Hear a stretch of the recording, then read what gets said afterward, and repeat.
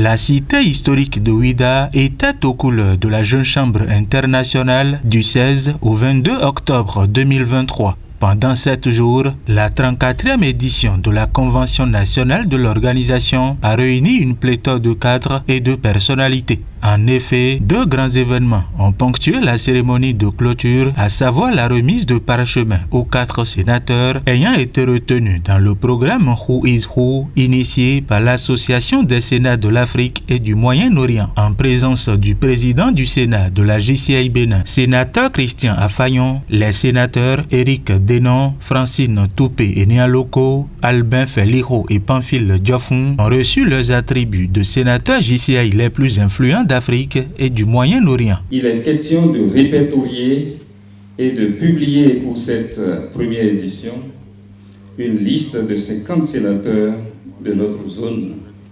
reconnus pour leur accomplissement professionnel et qui ont un impact énorme sur la société.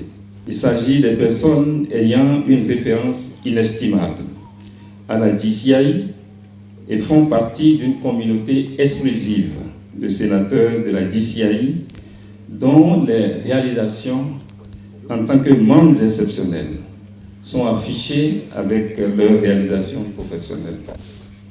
Cette publication fournira une grande couverture de la vie de nos dirigeants dont les contributions à la société font d'eux des sénateurs DCI les plus influents d'Afrique et du Moyen-Orient.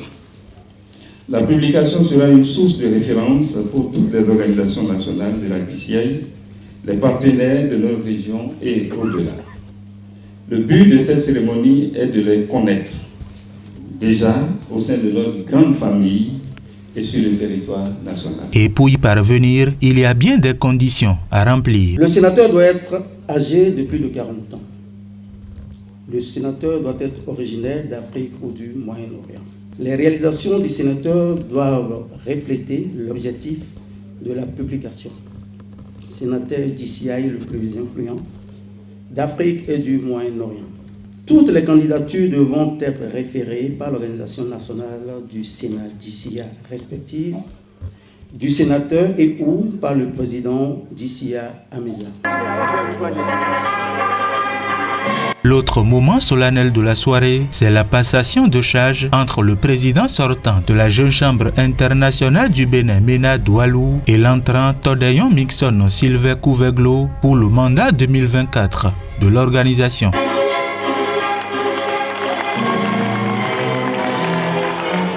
Nous avons consenti des efforts considérables à l'archivage de notre organisation.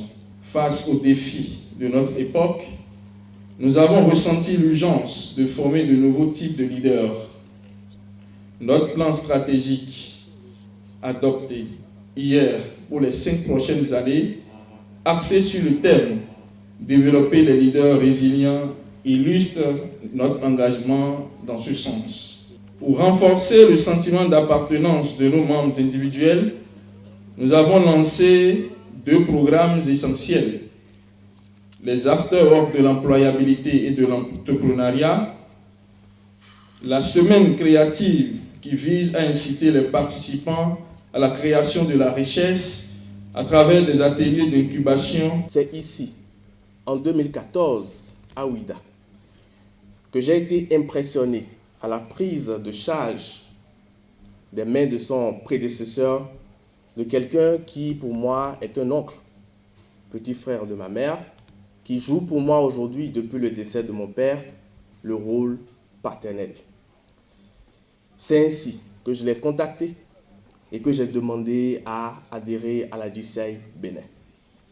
L'histoire a voulu que 8 ans après, c'est ici, à Ouidah, que je sois investi de la charge et qu'il se retrouve par la même occasion maire de cette ville. Le président du Sénat de la JCI Bénin a martelé que sur les 50 sénateurs attendus des 25 associations sénatoriales de l'Afrique et du Moyen-Orient, le Bénin a décroché 4 places, dont une femme. Une performance indélébile et un management exceptionnel qui servira désormais de boussole à la nouvelle génération de sénateurs au Bénin. Par ailleurs, une délégation nigérienne de la JCI avec à sa tête le passe-président mondial Pascal Diké a participé activement aux travaux. Des séries d'échanges ont été menées par le Sénat de la JCI Bénin avec le soutien du sénateur Christian Maouyon Huichenou, maire de la commune de Ouida, pour le renforcement des opportunités d'affaires avec les opérateurs économiques du géant de l'Est.